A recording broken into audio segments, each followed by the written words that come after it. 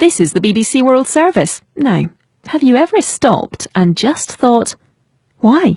From objects to emotions, to instincts and compulsions, what we're thinking and what we say. Why do we do the things we do? Probably the most exciting adrenaline rush. Probably the most exciting thing you can do without getting arrested, I think. Every week on The Why Factor, we try to make sense of the world around us by taking a fresh look at the everyday. The Why Factor at bbcworldservice.com/Why Factor.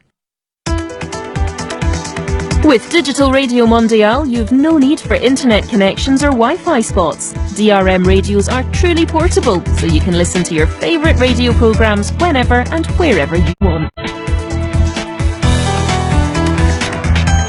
The BBC and Digital Radio. Better radio altogether.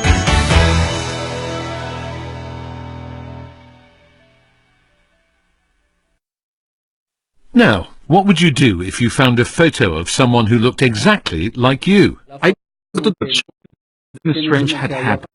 At first, about how similar we looked. After that, I started to ask my friend questions about the guy in the photo. It seemed like a parallel universe.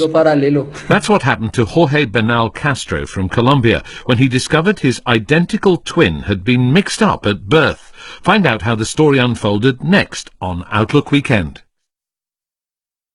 BBC News.